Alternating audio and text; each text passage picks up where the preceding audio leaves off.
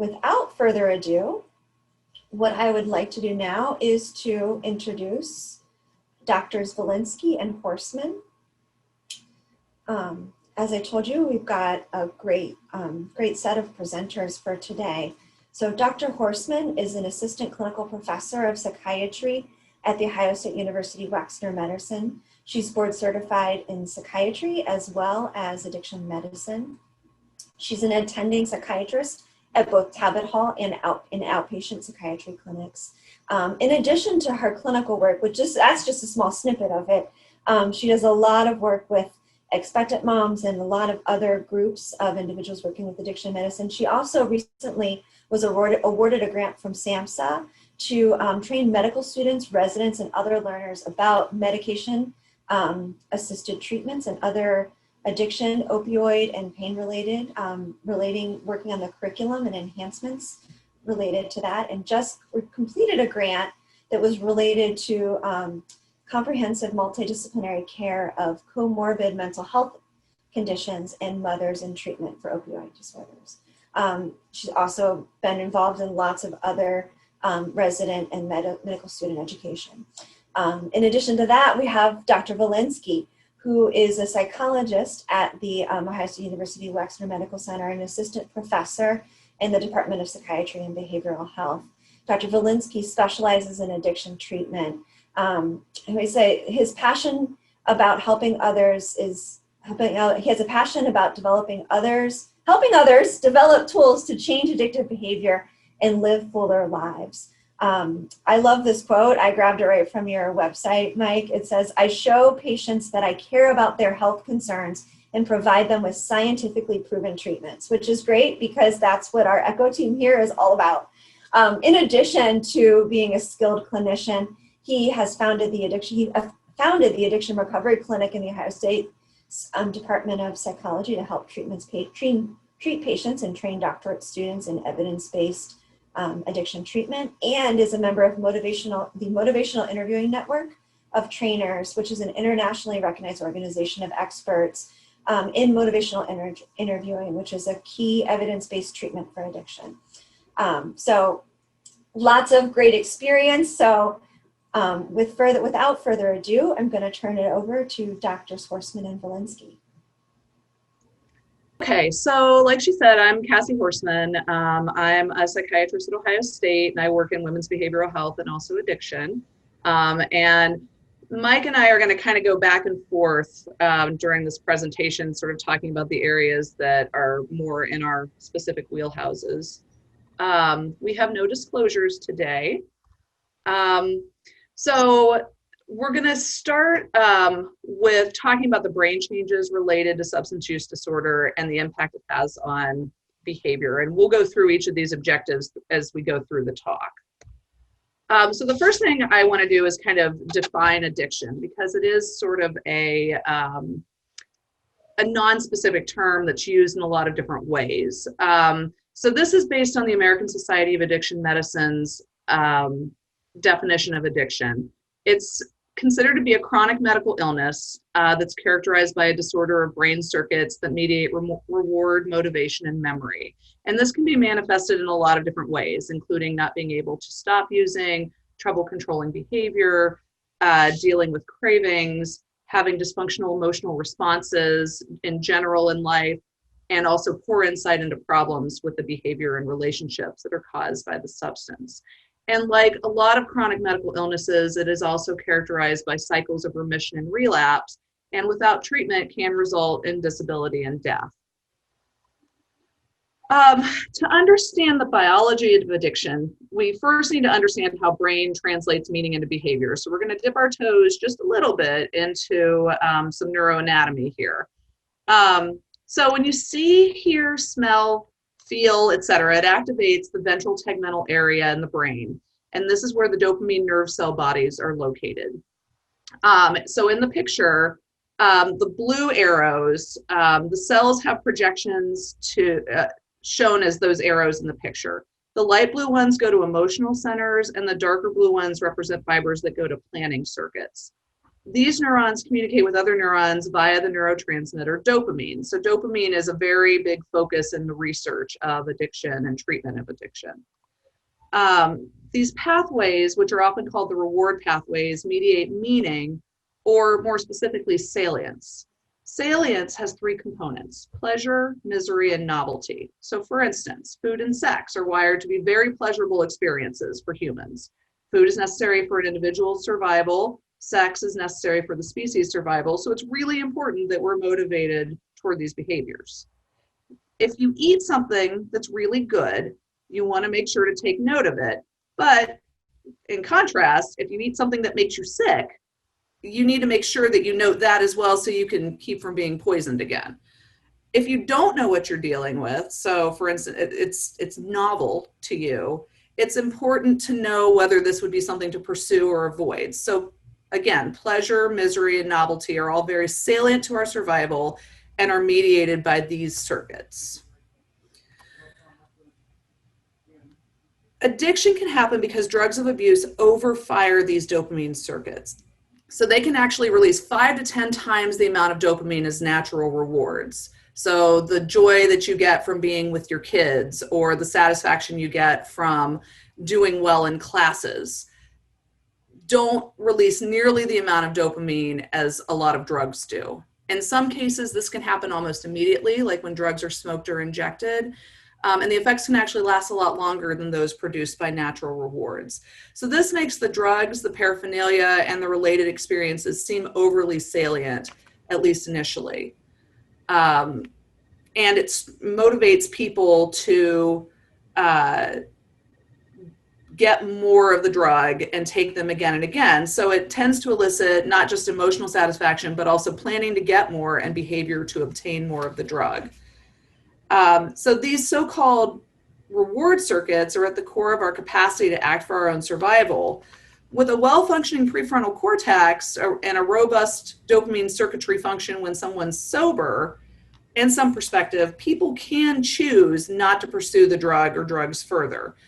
But if people do continue to take the drugs again and again, the body adapts to exposure to large doses of reinforcing drugs, and it actually reduces the number of receptors on the downstream nerve cells.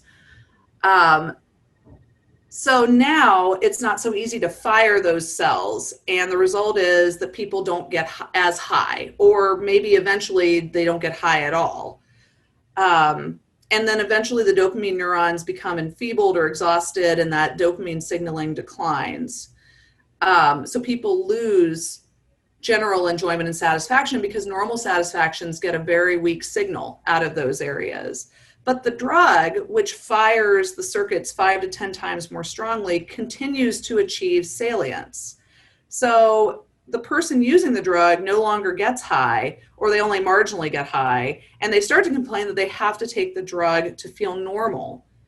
And other things in life don't register as important. And this picture of the brain scans really is showing that this happens with several different substances. So you can see the same difference in the brain of a control versus an addicted brain for cocaine and methamphetamines and alcohol.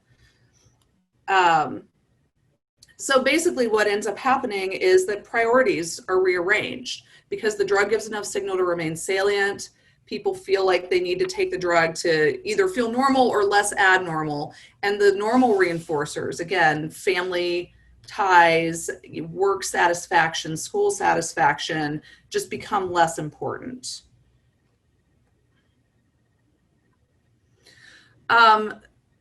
So the next objective we're moving on to is to talk about practices, evidence-based practices for treatment of substance use disorder and addiction. And I'm going to talk about the pharmacological treatment to start with. So there's a number of different categories of medications that we can use to treat addictions to certain substances. There are medications to treat intoxication and withdrawal. So an example of that would be Narcan for opioid overdoses. Medications that decrease reinforcing effects of substances, and that would be medicines like naltrexone or acamprosate, which is also known as Camprol, for alcohol use disorders.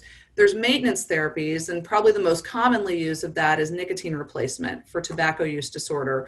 But methadone and buprenorphine, also known as Suboxone, for opioid use disorder also falls into that category. There's also blocking therapies. So naltrexone is an opioid receptor blocker, and that's used in that context for opioid use disorder. And then there's abstinence promoting and relapse prevention therapies. So disulfiram, also known as antabuse, which is the medicine that if you take it and then you drink alcohol, you get sick, would go into that category. I'm going to turn it over to Mike to talk about psychosocial treatments for addiction. Yeah, thank you. So I think one of the key ideas here is there's not just one single treatment that works. There's a number that show that evidence shows strong benefits. So here are just a few. This is not even a fully comprehensive list, but these are some of the big ones. One of the main therapies that works for addiction, as it does for a lot of other mental health conditions, is cognitive behavioral therapy. So really, this therapy, if you're familiar with it, really helps people learn about the connection between their thoughts, their behaviors, and their feelings. And in the case of addiction, really focuses on some of the triggering thoughts and emotions that often lead to addictive behaviors. So in this kind of treatment, people would learn about that and as it applies for themselves. A kind of offshoot of that, which is something that we practice here at Talbot Hall and also in the STEP clinic for pregnant women with opiate addiction, is mindfulness-based relapse prevention. So this is what is sometimes called a third wave treatment that kind of flowed after some of the original cognitive behavioral treatments were developed, that incorporates a lot of what is in a CBT or cognitive behavioral therapy, but also incorporates mindfulness-based practice. So in this group, actually, much of the time in treatment is spent meditating with patients and having patients learn about this concept of mindfulness as a way to increase their awareness, their ability to stay present, as a tool to help manage triggers and cravings. So the idea being, if I can sort of know what I'm experiencing and I can build a little space to figure out how I want to respond to this triggering emotion, thought, situation, I have a better chance to adaptively cope in that setting. Another therapy, which is my jam, is motivational interviewing. So this is actually, to call it a therapy is probably incorrect. It's I think the folks who developed this call it a style of communication.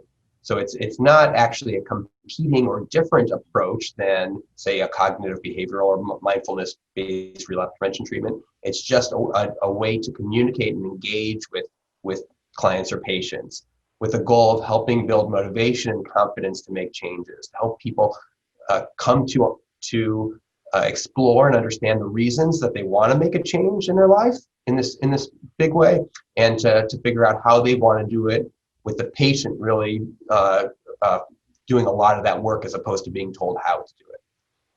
A final treatment that is probably the most well-known and popular one are 12-step treatments, such as Alcoholics Anonymous or Narcotics Anonymous.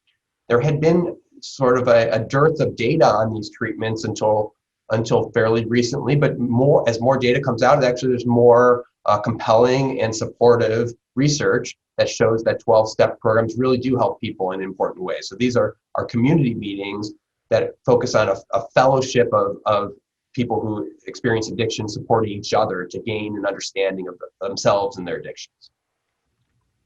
Go to the next slide. So what are, so I described a number of different treatments. What are the key ingredients that are similar probably across all of these treatments? And these are maybe some of the keys. A successful addiction treatment will lead to some sense of building skills to cope with challenges, will help people increase their motivation and confidence, will help people make important lifestyle changes to really build a life that can support long-term changes and recovery, and can also allow people to address co-occurring mental health problems, things like depression, anxiety, and trauma, which are the rule rather than the exception in dealing with patients who experience addiction. Right. Oh, and then the last piece is what I work on with Dr. Horseman every week, which is collaborate. So instead of us kind of living in our individual silos, there is a lot of evidence to suggest that the best results happen when patients receive coordinated and collaborative care with various providers, including medication providers, psychosocial providers, and other staff. All right, so I'm going to take over again. So the next part, we're going to talk about how medication-assisted treatment is approached in pregnant and new mothers. So I'm specifically talking about opioid use disorder in pregnancy for this part. There is a higher risk of unplanned pregnancy for women who use opioids due to opioids' effect on the menstrual cycle. Heroin and methadone in particular are associated with irregular menstrual cycles and having periods stop altogether. And often these irregularities, they don't regulate for up to a year after drug use stops. So a lot of times women who are using these drugs don't think they can get pregnant because they're not having periods anymore. When they do get pregnant, a lot of times they don't realize they're pregnant until the pregnancy is far advanced because they mistake pregnancy symptoms for withdrawal. During pregnancy, the most serious risks to the fetus are secondary to cycles of intoxication and withdrawal through the use of opioids. And those risks include an increased risk for preterm delivery, growth restriction, fetal death, and low gestational age. Now, obviously, you guys had a discussion about neonatal abstinence syndrome, which is the most well-known neonatal effect of opioids. So I'm going to go through this fairly quickly. This is a constellation of physiological symptoms due to the cessation of opioid exposure after birth. It can appear 1 to 10 days after delivery, depending on how long acting the opioid being used during pregnancy was. And 50 to 80% of exposed neonates can develop neonatal abstinence syndrome. So I have a list of the symptoms. Again, since there was just a talk about this last week, I'm not going to go through all of those. It can last from 2 days to 8 weeks, again, depending on exposures and other factors. And untreated or prolonged neonatal abstinence syndrome can result in death. So for the treatment of opioid use disorder in pregnancy, the standard of care is maintenance therapy with methadone or buprenorphine. Both of these medications have been studied in pregnancy, are considered to be safe, relatively safe. And they're both considered relatively safe for breastfeeding in the postpartum period. So it's encouraged that these medications continue after the birth of the baby. The goal is to reduce the risk for relapse and to stop the cycle of intoxication and withdrawal, which is what carries the greatest risks to the baby. Now, these treatments still do carry the risk of neonatal abstinence syndrome because they are opioids that we're treating them with. But because it reduces the other risks that are involved when people are using illicit drugs, this is considered to be safer. It's safer really even than detoxing for a lot of women. Again, 50 to 80% of these babies, even who are exposed to buprenorphine and methadone, are at risk for neonatal abstinence syndromes. The treatments for that are avoiding the excessive stimulation, frequent feedings, and for some, instituting an opioid agonist such as morphine or methadone with the dose titrated to relieve the symptoms and then weaned over several days. In the postpartum period, women are actually a lot more vulnerable to relapse than a lot of times they are during pregnancy. One of the main motivations they have for achieving sobriety during the pregnancy is that they're very responsible for the health of the baby, but now that motivation is reduced because the baby is now separate from them. There's lots of triggers for relapse, including some of the basics that happen to every mom after having a baby: pain, sleep deprivation, just the general stress of caring for the newborn, and changes in relationships with having a baby at home. But for these moms who also have struggled with substance issues, there are other stressors, including interactions with child welfare and courts, potential loss of custody and working for reunification, as well as guilt especially seeing a baby going through neonatal abstinence syndrome and grief regarding that and other complications that might have happened in pregnancy. And, ambivalence about parenting, I would not say is specific to this group of moms. This is something that all moms come with, but when you combine it with guilt and grief, can sort of almost become worse, and is another very big trigger for relapse. So it's important to help women during the pregnancy anticipate and plan for postpartum triggers and help them set realistic expectations of motherhood, that it's not like it is in the magazines. And really, this is important for all pregnant women, honestly, based on my experience, but very important for these moms who, may not have as many coping mechanisms as other moms do. The services and resources used prenatally should at the very least continue, if not intensify, in the postpartum period. And again, in my experience, that usually runs counter to the mom's instinct. But these women really do need a lot of support, because consequences for relapse can really be devastating for women who are monitored by drug courts, probation or parole, or child protective services. So I'm going to let Dr. Vilensky finish up by talking about the main challenges related to to treatment and relapse. Okay, great. So I'll go through this kind of quickly so we can move to wrap up. But I think there are many challenges to receiving treatment, and maybe two of the main ones are access and timely access. So the reality is there are just not enough evidence-based providers out here in communities, and that is all the more true when you leave some of the bigger cities. So when you get away from Columbus here, it can be very hard to find evidence-based pharmacotherapies and psychosocial treatments. There are also big challenges with the ability to attend treatment. These things come up for us every week. Can I actually drive to my appointments? That's maybe a little different now that telehealth is happening, but can my employment allow me to attend treatment? Can I get childcare? Can I deal with the costs of treatment? We know that when people can't access treatment in a timely way, that outcomes suffer. So people are 4 times as likely to attend an intake appointment scheduled within hours of the call versus scheduled later. So the big picture takeaway is that the sooner we can get people in, the better. That window of opportunity, that kind of learning moment, has a short half-life, and if we don't have available treatment, that we may miss some of that. This is just an example of the limitations of access here in Ohio. So you can see, you don't have to go through it all, but if you've got a darker square in there, that means you have very, very few providers, in this case for buprenorphine, for Suboxone, that can treat patients. So Dr. Horseman can probably tell you that trying to treat 991 patients with one psychiatrist is a fairy tale. So this is from 2017, so it's a little dated, but it's not so different. We just don't have enough of the folks we need to help people. In terms of factors that Dr. Horseman talked about, it specifically with the postpartum period, but some of those same factors apply just generally.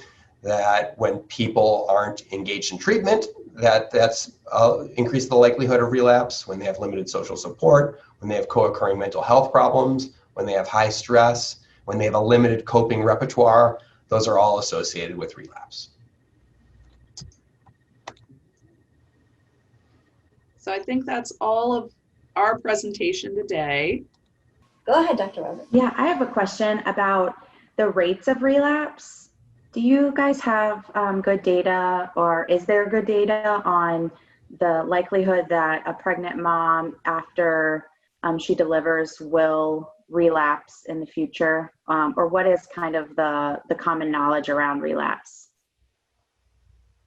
Yeah, honestly, I do not have that data. That's something that I can certainly try to look up. I think it's been a little bit hard to quantify.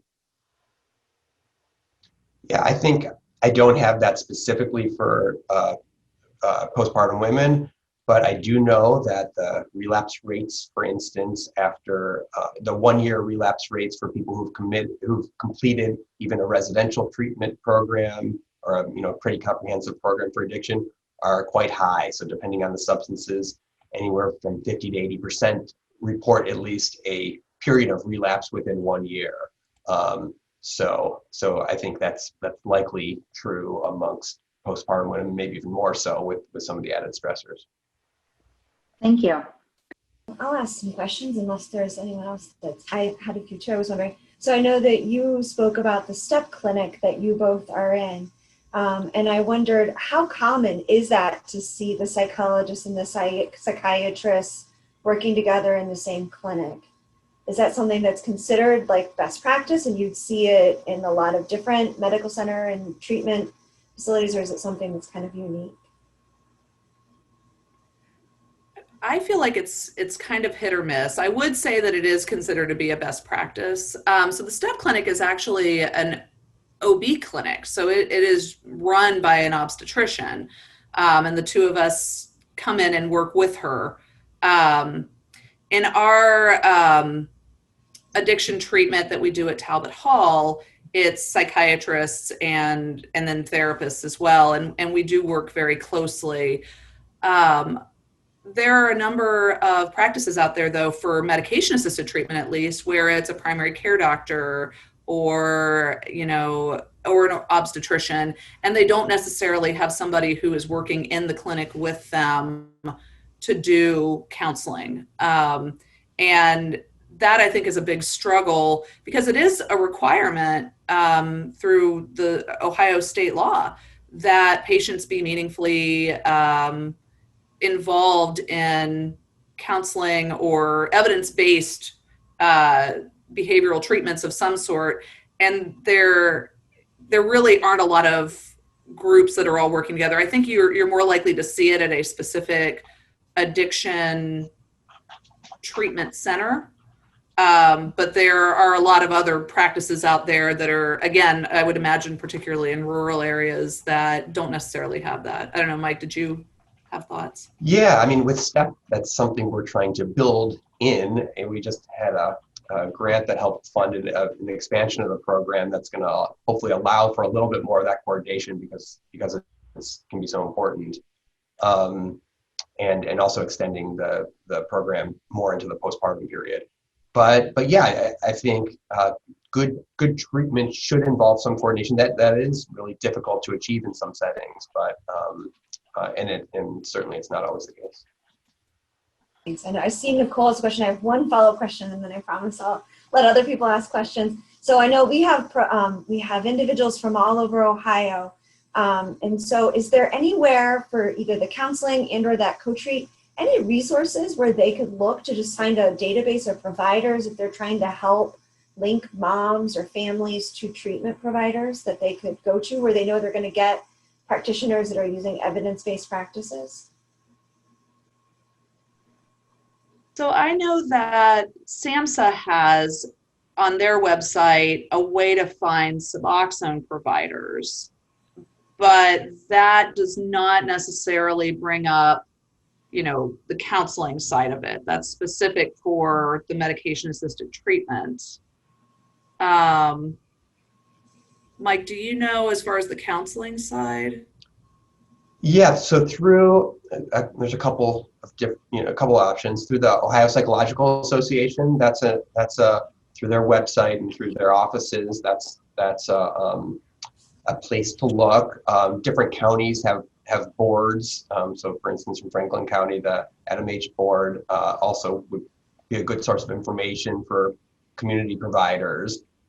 It is a little bit harder to suss out sometimes with behavioral treatments. Is this person trained and able to deliver an evidence-based therapy? And so that's where it does on the family's part, on the clients and consumers' part, takes some work and knowledge to ask some questions, like what kind of treatments does your center provide? Can you tell me about that before, as you're looking for the right fit? Great, thank you, Dr. Vilensky. It looks like Dr. Weber found on SAMHSA's website a Find Treatment link, so that might be a nice resource. And then we have Nicole Naide is asking, to follow up on Dr. Weber's question, we have also observed in research that the risk of overdose is much higher 7 to 9 months postpartum. Can you comment on what supports mom would benefit from to help reduce this risk?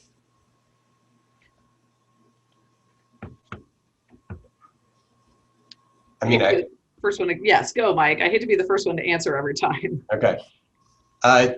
Staying in treatment is the main one. And again, that's something we're trying to build in with the step program, but in any other situation, trying to find ways to continue to engage with treatment, with treatment for addiction, but also other psychosocial supports as a new mom. That's probably the main thing that I would be encouraging people and talking to them about. Yeah, from a medication perspective, continuing on medications like Suboxone and Methadone, certainly, particularly Suboxone, can be protective. Or if somebody decides that they want to taper off of something like Suboxone, then being on naltrexone can be protective against overdose. But I agree, the medicine is only a very small part of the overall treatment, and it's really is the support and working on coping mechanisms and also working on the other any other issues as far as depression or anxiety that might be going on as well. I have a question, and this may be sort of related to the question that was just asked, because I work with consultation with folks that work with mothers whose children are in children's services care because of the child being born exposed and so forth, other factors. So these are children that are from birth to 3, basically. And so those are mothers that often are seeking treatment because of court orders, reunification plans, that sort of thing. And I'm thinking that these are folks that when there's that kind of external motivation, if you will, have there been particular strategies to help retain those, realizing that we all grieve that terribly high recidivism rate you just referred to, but just curious if there is something specifically that you've learned working with folks who are there under duress to begin with, if you will. I don't know if there's a specific factor. I do know that there is data suggesting that, people who are externally motivated to attend treatment in the first place don't actually necessarily show worse outcomes. So people can come in the door however they get in the door, but that doesn't mean that those group of people won't benefit or find a way to maybe even draw on other internal sources of motivation after they walk in.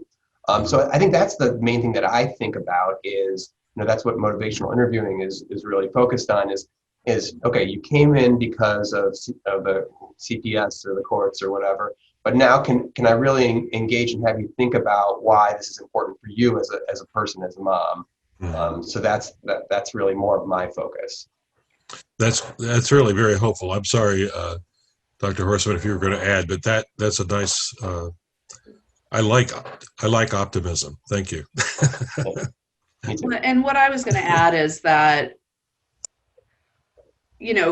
I work with a lot of women during their pregnancy, and during their pregnancy, a big motivation is their worry about the baby's health, which in a way is still an external motivator. And so it's important during pregnancy, if women are coming in for treatment during pregnancy, to get them linked to good counseling so they can start working on how do I make that external motivation internal, like Dr. Vilensky was saying, so that they do have a reason to continue, especially if they have the baby and for whatever reason the baby is taken out of their custody. I mean, that's a huge risk factor for relapse, because at that point there can certainly be sort of a what's the point mentality that happens. So that's why we feel like at the STEP clinic it's really important for us to be getting in there, because before it had just been medication management, and without that other part of it, that recidivism rate is going to continue. Looks like we have Thank a you very few much. questions. Oh, sorry, John. Looks like we have a few questions in the chat. Stacy Lee is asking, could you speak to the care of pregnant women with co-occurring methamphetamine abuse? That's a tough one. That's a really difficult substance use disorder to treat. We don't really have any good medications. And I think this is the hard thing. There's been so much focus on the opioid epidemic. And with the opioid epidemic, we have good medicines to help people stop using those illicit drugs. Suboxone and methadone can be very successful for a lot of patients.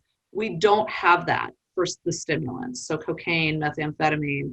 And I have seen a lot of moms really struggle, sometimes even during their pregnancy. Again, during the pregnancy, there's a little bit more motivation to stay away. But in the postpartum period where they're tired and they feel this pressure to lose the weight, I've seen a lot of moms really struggle with some of those can be some very basic triggers to go back to using a stimulant because it can help with those things.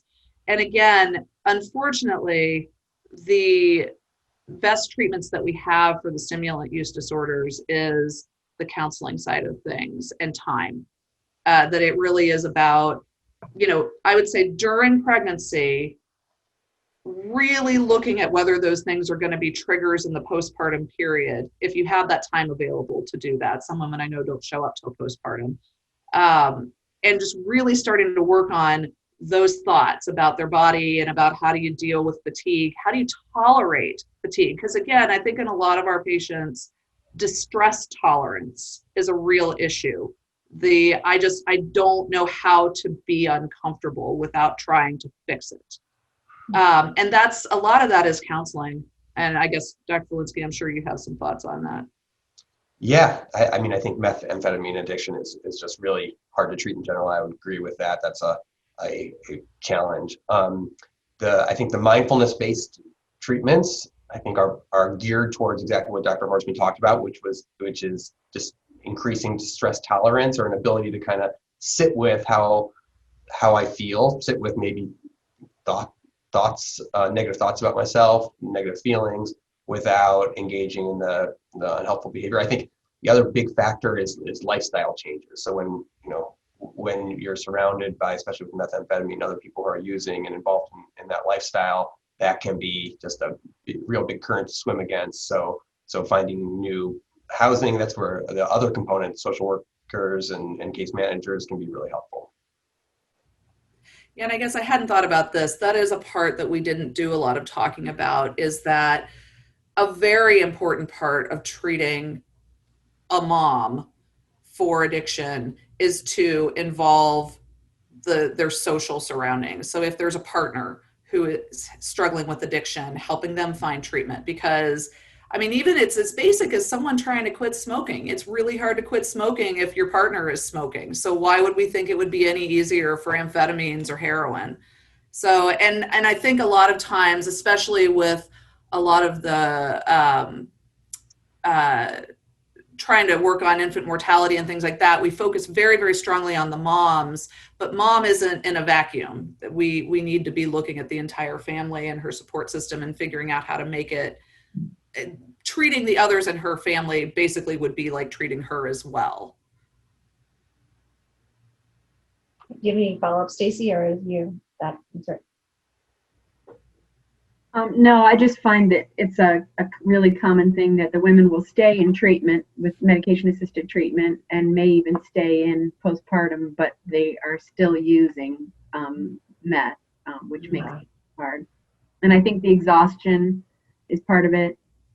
And I hadn't really thought about planning ahead for some of the sleeplessness and the things like that.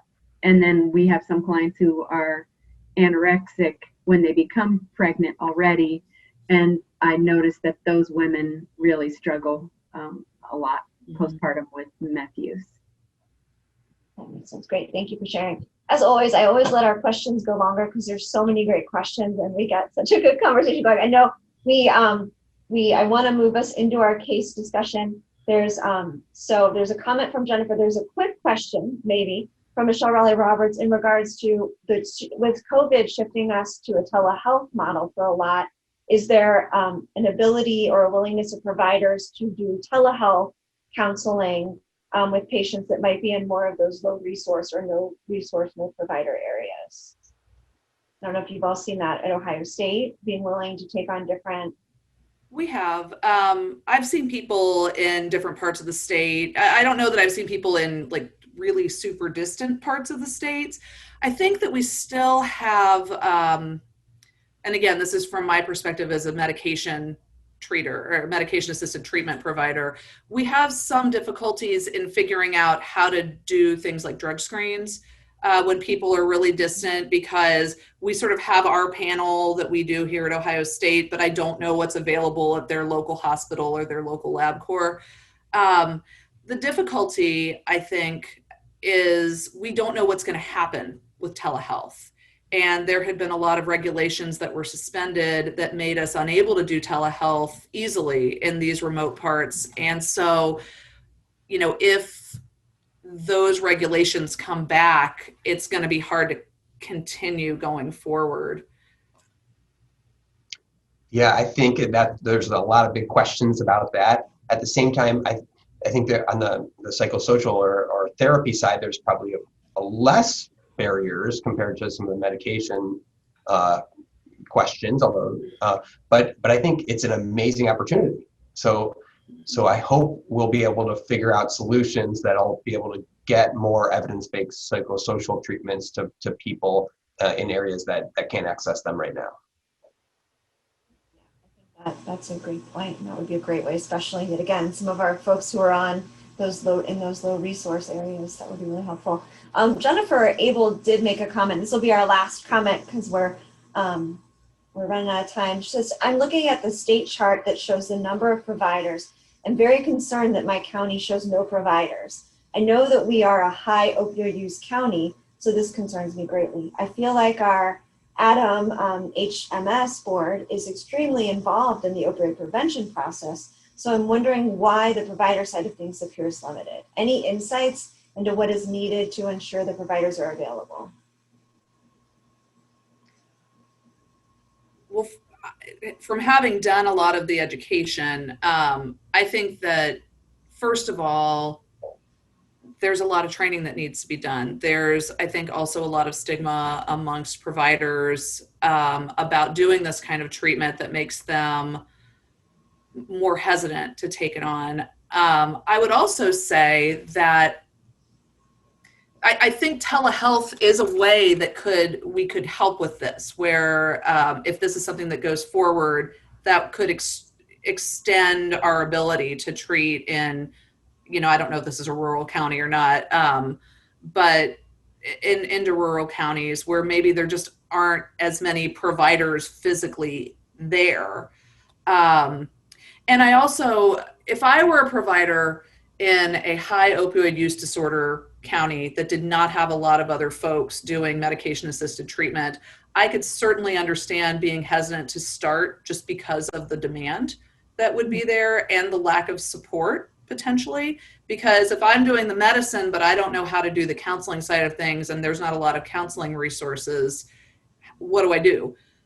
So again, I think that telehealth could be a way to really help, you know, medical providers that are in counties potentially reach out to more resources for referral to help with the other side of things. So I just like Mike, I really hope that the telehealth is something that will continue in a way that we can use to extend our treatments to areas that just aren't getting good providers.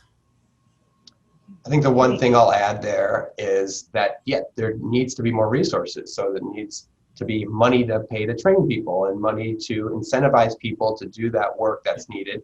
And the only way that happens is through political processes too. So that's another element here is how do we engage and get people to deliver money and resources to do the things that should be happening. Great. Thank you both so much. This has been a great session and we really appreciate it. At this point, I'd like to have Pam Williams-Aria is going to present our case today. Thank you so much to all of you. We really appreciate you, Dr. Vilensky and Dr. Horseman, for sticking around. And we hope to see you guys all next week.